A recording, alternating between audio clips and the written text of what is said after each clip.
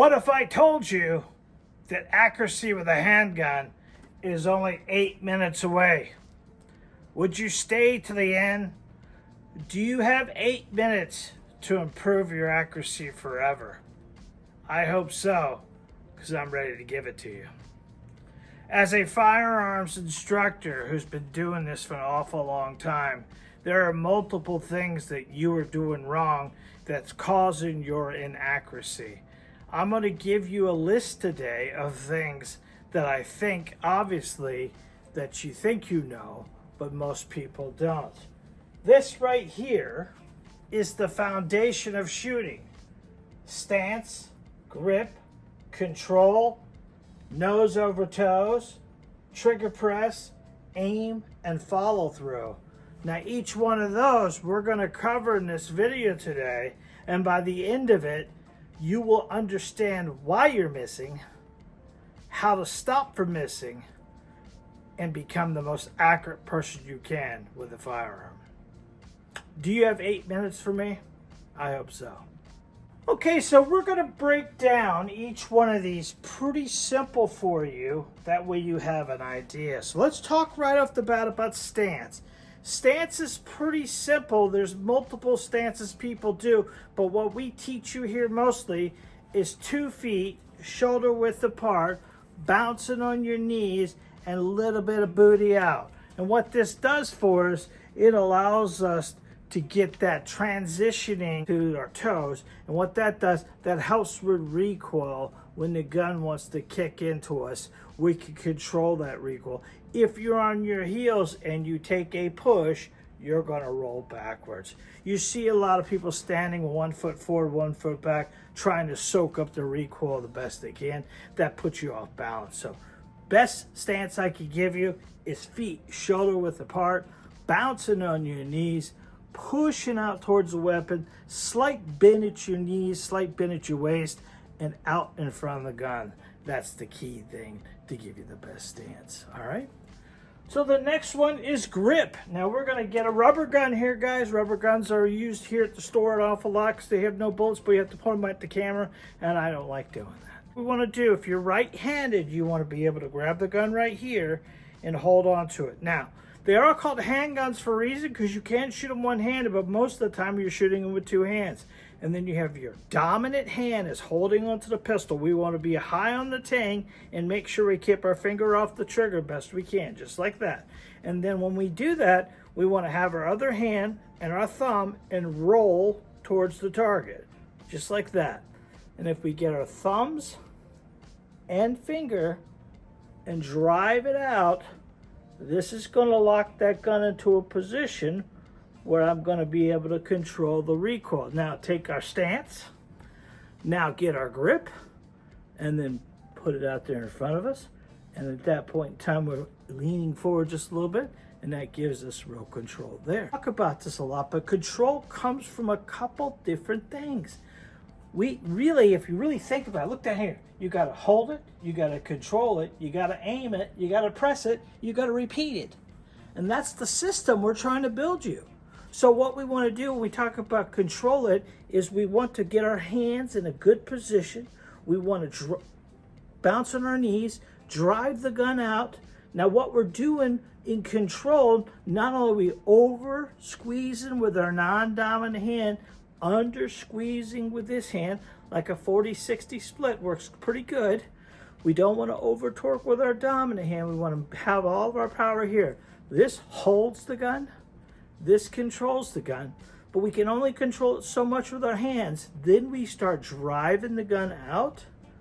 We're pushing with our feet, changing our weight transfer, bringing it out here, coming towards the target, and that's going to allow us to control the recoil. We need to control the muzzle flip the best way we can, and this is kind of important for us because when that gun fires, it's going to rise. We need to bring it back down into our sight system to be accurate with a pistol. So the next one is that nose over toes, right? So when we did all that stuff, what happened? When I leaned forward, where'd my nose go? Directly over my toes. And what that does, gives us that little bit of cant forward to keep the weapon from kicking us back each time. Kick, kick, kick. We don't want that. And when you stand 1 foot forward, 1 foot back like this, you kind of roll backwards with it as well. We want to have our feet shoulder width apart, bouncing on our knees, getting a good solid grip, 60-40, push it out, lean forward, and press the gun right out in front of you.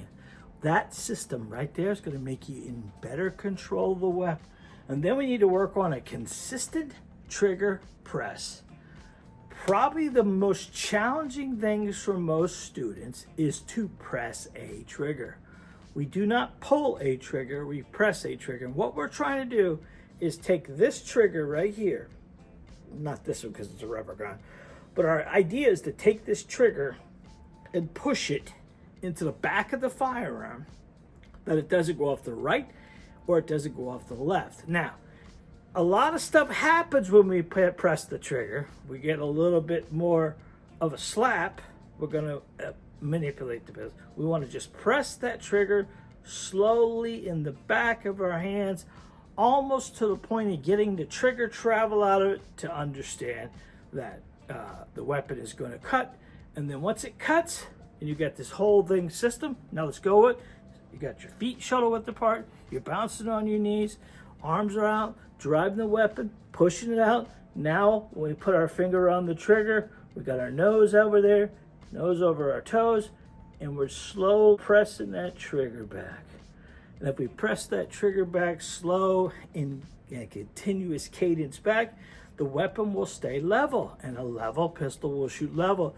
The moment you push this out, do everything right, and slam that trigger, you see how the front post drops?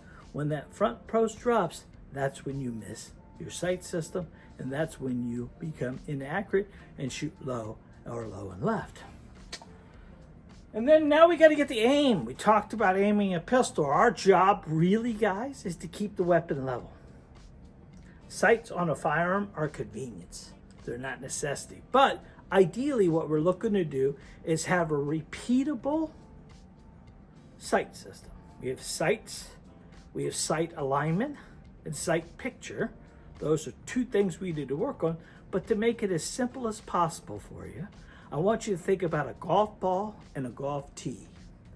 Their front post is the golf tee, and your target is the golf ball. So sometimes we tell people golf ball, golf tee. Sometimes we talk about lollipop and stick. That's what we need to do. We need to focus on giving a consistent point aim. It's called 6 o'clock hold. There's plenty of videos on my YouTube channel about 6 o'clock hold.